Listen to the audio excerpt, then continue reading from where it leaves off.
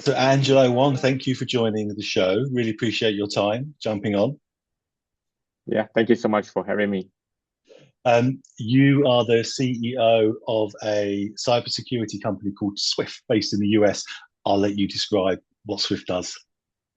Yeah, thank you so much. So Swif.ai, we did three things. So we combine MDN, security compliances, and shadow IT into one single solution that helps you to cover your end-to-end devices management like Mac, Windows, Linux, so on and so forth.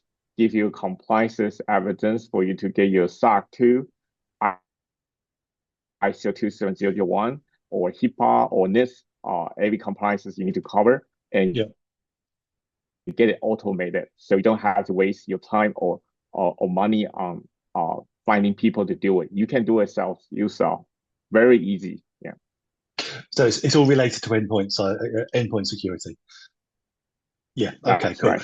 So I guess because we've all been talking about network security, infrastructure security, cloud security, and all that kind of stuff for years and years now, and that's changing really quickly, isn't it? And the dial has very rapidly moved to sort of the endpoint space. Are we? Would you say that endpoints now is the real sort of front line in the cyber warfare? Oh, definitely for sure. So before when, I mean, you and I both probably use tons of SaaS tool, right? Including ChatGPT. Most of them are uh, technically live on AWS or Google Cloud or so on and so forth. And the challenge there was completely different than the future of the we call it agentic AI. So agentic AI, that means that you're going to have a robot, like whether it's doing a specific action item on your behalf or actually playing out your work item for you like a human being, right? Mhm. And they are not going to run on cloud. They're going to run on your machine. That's agentic AI.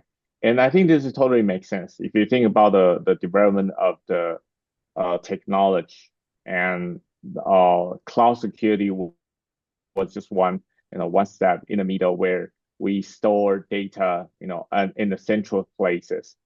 But distributed like a blockchain or anything, right? That started like not long ago. Still in the Web3 phase. But the next one is going to combine the AI with the distributed computing, which on your computer. And the challenge here is completely different than the one we faced previously. For antivirus, this is probably the best endpoint security. That's something that people talk about probably all the time when we mention endpoint security. Over there, it's just pattern matching, right? You find a potential threat on certain devices, you find vulnerability on devices. However, coming to agentic AI, the thing is like, how do you manage living beings? Like it's almost like intelligence bot, like uh, running around your organization, and they can make decision.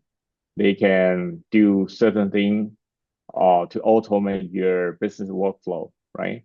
Mm. Uh, that's the challenge. I think we need a new solutions. I know we are still like years ahead in terms of this kind of agentic AI really adopting that people's workflow. But today we are heading towards like, security compliances that usually talking about a lot of basic coverage. For example, you need to have a basic encryption, right? Make sure your disk encrypted. You have a very good screensaver password policy on your devices. So at least like you're not like giving your computer data so easily to a third party. And for agentic AI, this is also going to be true. But on top of it, how are you going to be able to manage agentic AI workflow in a centralized organization? And the challenge is completely different than your cloud environment, your product, like living on the cloud. the challenge is much difficult because people work, live in different places, they work in different time zone, and Mm. they have a different setup, a different operating system, different configuration of their devices. So the challenge is completely different. And I think we have seen this from the customers, how difficult it is to be able to manage all those different scenarios. Most of people give up.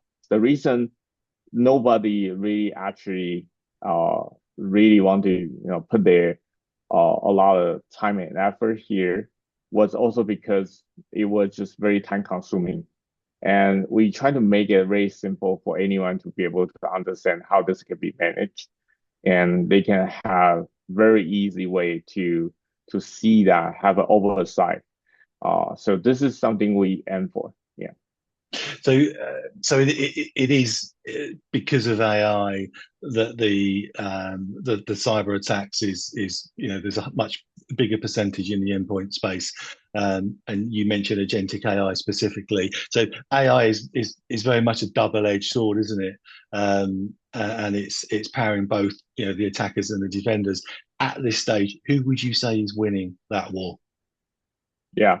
Well, today, I think definitely the people are winning uh the productivity, right? So we still want the AI to power our life as much as possible. I mean, I'm sure there are people still trying to catch up, but there are a lot of people already probably automated a lot of work in a day, up to 4 or 5 hours a day, very automated. And there are also people still trying to catch up. But I think right now we still at the phase where trying to figure out how AI can help us in terms of saving our time, saving our money, spending time on things that we think we enjoy, but automate pretty much everything else, right? The best example is like this, right? Uh, we haven't get to the point yet, but I think it will. Like right now, I'm doing this podcast. Can another bot running on my computer, checking email for me, writing email on behalf of me, or even doing accounting work for me, right? Running the balance sheet, downloading the statement, upload it. All this can be automated. Why do I have to do it myself? Why can I have a bot to do it? So yeah, we are not there yet, but we're still trying to catch up a lot of productivity gain, like can save up our time. But down the line, once we start, because the adoption is going to be fast. If you look at ChatGPT, right, 2 years, it's already like close to a billion weekly active users. So that means that once people find out, hey, this is workable, this is doable, and that means it's going to be like a wildfire. Everyone going to continue just automate their daily life, and a lot of things that you do, like you're actually talking right now, is probably 95%. And when you reply an email back and forth, you're talking to a human being. Who knows? In 2 years, you actually have a bot talk to another bot on your email, on your behalf, and you get a summary, right? You get a summary Yeah. at the end of the day. What's happening today? Who should care? It's just like everyone is their CEO. We just go and play So golf or something. Yeah, let them all get on with it. There was an organisation the other month actually that they did some podcasts, and it was actually through it was AI. a bot, Yeah, right? yeah. So it's coming. It is coming. So uh, so when you look at endpoint, then for the listeners, we're talking mobile devices, laptops, and your physical stuff and so on. And because there is the hybrid workspace is still really prevalent out there globally. Everyone's downloading different apps and listening to music and watching films and all that kind of stuff, and they're bringing that into the workplace as well, or they're working from home, and maybe that can connect to some of the systems from a work's perspective. How vulnerable are mobile devices compared to laptops or other endpoints? I mean, is mobile the real kind of route in the attackers home in? Yeah, I think mobile device is going to have a separate different challenge because I think a lot of automation will happen on the devices that has the power, right, to actually do a lot of bot automation. Because it require a lot of computing, and I'm sure a lot of companies are currently working on to empower your endpoint devices with the GPU, or even that you can run the inferences right on your endpoint. And for mobile devices, challenges like it has a very small real estate. So that means that the company is going to continue optimize till the point where it can run inference directly on devices, on mobile devices. It will. I truly think this is totally doable. The challenge there is just like if that what kind of thing we want to automate on the mobile devices, because mobile devices most of penny, right? Not for word. And I think the challenge there is probably just preventing accidental bodily misuse or control a certain bot, like don't look at your personal data. Because from our most of our customers, when it comes to mobile devices, they want to have segregation of personal data and company work data. Mm-hmm. I think this is probably true coming to the agentic AI. Probably there's some way for agentic AI not looking at your personal data on your mobile devices. But for the later, because we use it for mostly for work, so then the control is more important. But on the mobile devices, probably data segregation is more important. And when you look at large enterprises, then large corporate companies who have MDMs in place, XDRs in place, extended detection response for some people that may not know what those things are, and they claim to uh, cover the endpoint um, cyber attack space. From your perspective, are those type of systems, are they working? Are they watertight? And where does your type of product then come in to offer like a different solution? Yeah, that's a very good point. So, XDR will continue to stay because this antivirus is to trying to pattern matching with the potential threat, and this will continue to exist. And for agentic AI, it's more like workflow control. Like once you don't do this, do that, right? Mm-hmm. So it's more like a workflow control, and that will be better fit for a management tool like MDM. We started with the MDM to develop for all kinds of solutions for different operating systems. We try to cover 100% of all kinds of devices. It was very simple because we look at the MDM was just one of the factor, right, to enable this. But previous we built I mean previous the MDM solution was built for the endpoint management. They wouldn't target for agent workflow control or management. So that's why they can easily just sell their solution to Apple devices Yeah. or focus on Windows and like not connecting the dots. But today we're seeing this is not true anymore because most of organizations have a mix of the devices, Yeah. and we see that a lot of customers still use like multiple single point of solutions managing different devices. Well, this is okay manage that.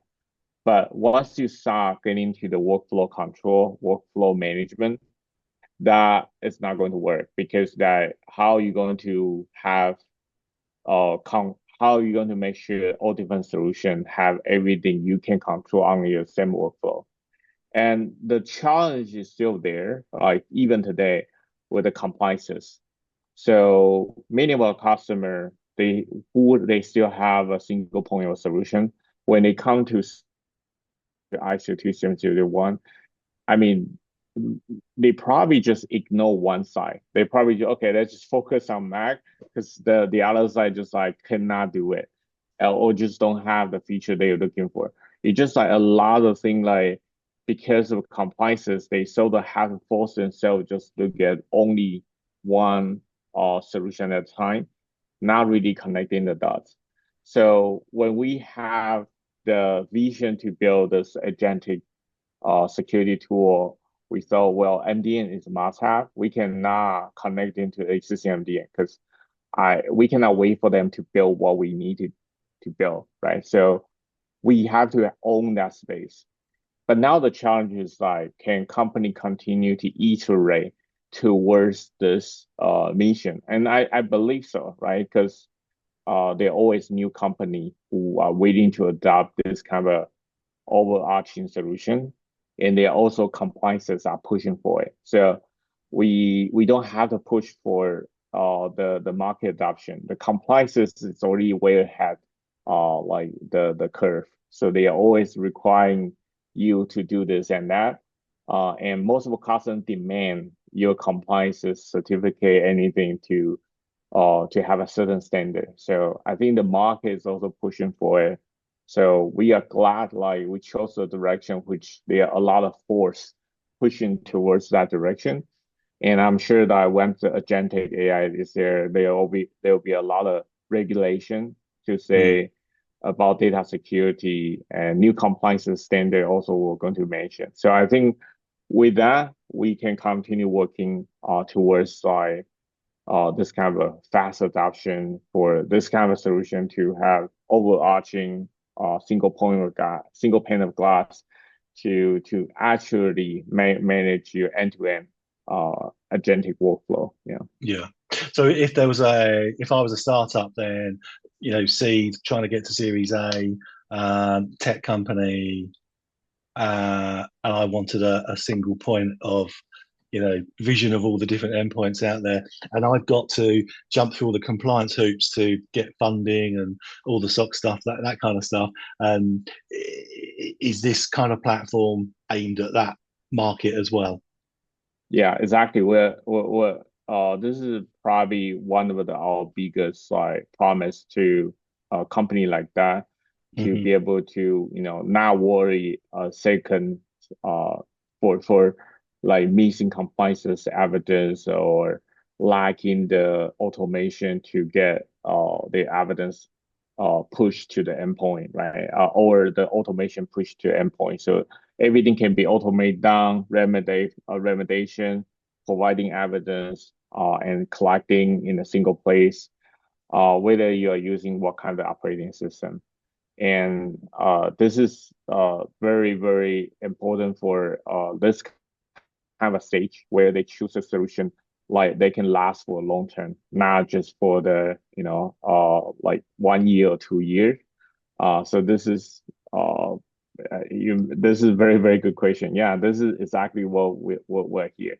Yeah, and in terms of the the cyber crime that everyone's fighting continuously, are we in a new kind of digital war? Would you say because of agentic AI, it's causing an awful lot of unknowns out there. It's with the good guys, obviously. It's with the bad guys. Everyone's got use of it.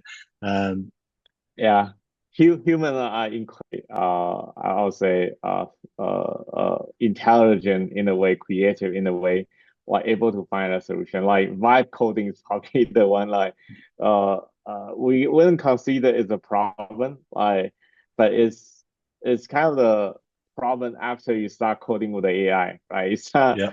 generating tons of bureaucratic code here and there and no code review, and we're fine with it. So I think humans are just okay with it. And I don't know how much we'll continue to tolerate that kind of behavior with AI, with different what kind of boundary are we going to allow AI to operate in? That's what I'm saying.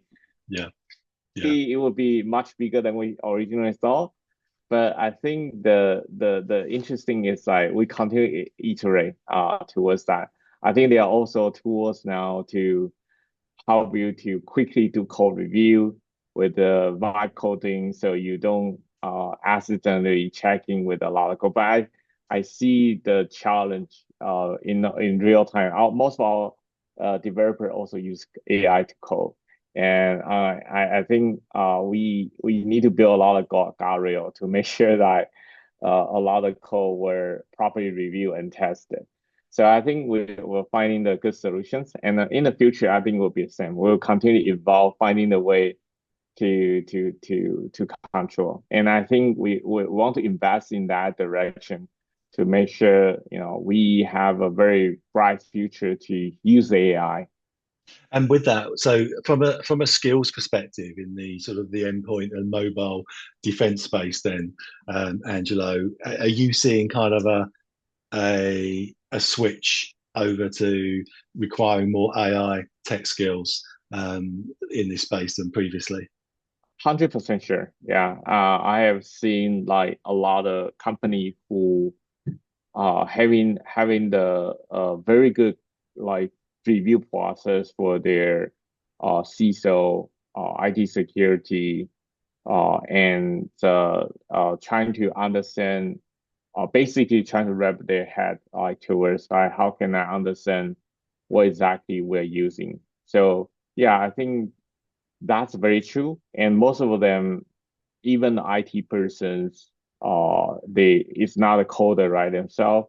Today they are also using AI to write the script, manage that. This is where we provide as well. So we do provide the AI coder for to writing script on all devices, and that's for sure. I think everyone need to get this skill right ready. And I think the company also want that, to be honest, because essentially it create more productivity environment for people to work. And like our team always show like most of our customer use our solution because so they can go back to watch Netflix. Lovely. Like, yeah. Fantastic. Oh God. Okay. So I guess if you were to advise on to an organization or a company that if there was one thing to advise them to make sure their endpoint stays compliant and safe, what would be your biggest piece of advice to them? Right. So, well, this is something we deal with every day. And whether you are dealing with a NIST control, CIS control, or GDPR, and HIPAA Act 2, I think the most important thing, like first of all, you have to choose a platform like really you can saving your time to automate things. Otherwise, you just have to waste a lot of your time to do the thing that's supposed to be easy. Yeah. And then second thing is just like, and then obviously have a good documentation auditing or partnership like you have to stay alert or to guide you towards the best of approach is like you learn yourself rather than hiring third party, right? Because most of the things are not hard. If you just throw into ChatGPT, they will tell you what exactly you need to do for SOC 2. You probably don't even need to hire a person. So the best way is equip yourself to be able to own that knowledge, what exactly needs to be done, and spend a few hours to understand that. Then once you have all the automation in place, and then lastly, you own the knowledge. So your organization, when you doing the sales or you are helping your customer to validate your solutions, you have a very good Wikipedia like kinds of knowledge to be able to articulate your solution, living in what environment, what have you done to protect your data. And I think this is uh, very, very true for pretty much every organization today. So yeah, so that's something I would highly recommend everyone to do it. And it's not hard, right? It's just very learnable. Sound okay. Thank you. Um, and lastly, then, if you were to predict what the endpoint space looks like in say 2.5, 3 years time from now. I know we don't know because of agentic AI, it's moving quickly and so on. But what do you think? Where do you think we'll be? Well, I am also a student myself, right? So I see NVIDIA just launching the DFX of Spark. That's an endpoint which you can run the inference in real time. And we also see ChatGPT or Anthropic, they're going to launch their browsers, right? So that means that Mm, they all notice that, hey, this is what the future will be, right? The browsers, devices, they all trying to do endpoints now. And because the AI is coming to, running on everyone's like work devices.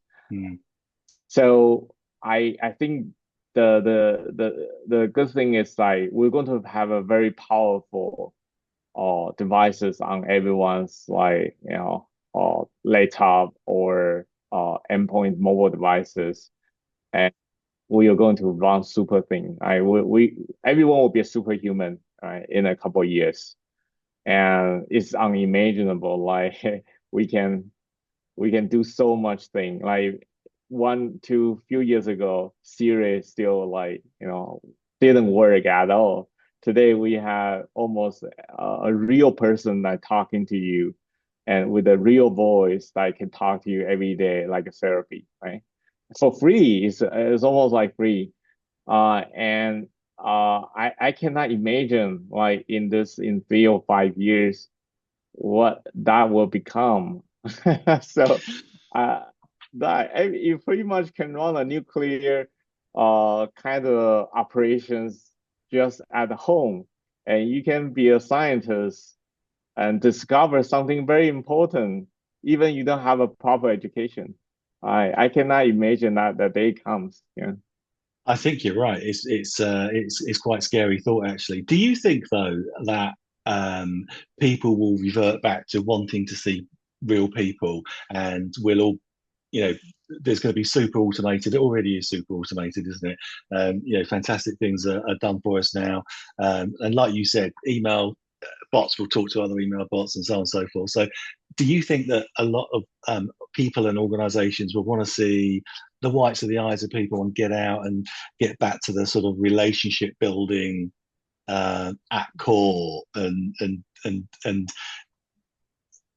get the sort of traditional sort of face value back, or do you think that that's going to get thinner and thinner and people will really sort of sit behind this tech even more so? Uh, I think a lot of thing that we will want to automate that it will be automated. And the human being will still require in many phases of the life. And I think the relationship will become very important when you trying to for example, really make decisions and then have someone else to ask you that for that. Mm, So that means that even you where you were not used to execute or making decision in whatever job you're doing, probably in a couple of years, on your job is making decision and then have tons of bot to execute that work for you, and which is a good. I would prefer, everyone to spend most of the time to making decision, to making, very important decisions, and then working on those like tedious job, right? So if you say, like for example, you said that's as a CEO of yourself, right? Say, hey, I want to get 10 prospects today. And there's a bot start running for you. Hey, let's figure out what Nick wants for the 10 prospect of today, and say you want to restaurant for a family dinner tonight, and there's another bot just okay in parallel start doing all the work for you. Right, you make decision. Right, I want to do what I want to do, spend my time, yeah. or or making a friends, or talking to someone, getting engaged with someone, they will bot finding ways Yeah. to execute that for you, and you're just making the final push, right? Doing the piece you think that's most important, going attending dinner, attending the party. That's wonderful. If we can. They say, don't they, that the 5 day working week, I know there's a 4 day working week in a lot of organizations around the world at the moment, but they say the 5 day working week will disappear and it'll be 2 or 3 days a week. And the hospitality, leisure space is gonna boom because everyone's got more free time. Be interesting to see. Maybe we can revisit in a couple of years' time, I 2 or 3 years' time. I think people will able to spend time, well, for entertaining for sure, but a lot of more time to invest. So you're going to have a more time to invest in important stuff, whether they are stock or money in the in certain way, real estate, and grow their value. So you're gonna get a lot of more time back to invest in things that you think you deserve. And that's fantastic because we need that. So people deserve to live there, right? And Mhm. we also want ourselves, our family, or our child to be prosperous, right? So able to invest the time and resources to finding the better way to gain the value. This is great. You don't have to be, working at Wall Street. You can spend, the other 2 days, really figure out a lot about running all this analysis to finding the best way to invest your time and money. And that's great. This is going to be superpower. So I can wait for that day to come. Exciting, exciting. Yeah. Angelo, thank you very much for taking the time to give us a whistle tour of the endpoint cybersecurity ecosystem. And I know that you guys are growing really quickly, and it's your niche. So, how can people find you if they want to reach out and find out more? Yeah, sounds good. So they can reach out by LinkedIn or on our website. They can find my meeting link on our website, Swif.ai. And I'm here for help. So any questions, shoot me an email, Angelo@Swif.ai, or find us a book, the link, meeting book, like the meeting link on our website. Yeah. We're here to help. Yeah. Sounds good. Excellent. Okay. Once again, thank you very much. We wish you the best of luck and we'll keep in touch. Thank you so much. I appreciate your time. Thank you for having me. Yeah. Thanks, Angelo. Bye.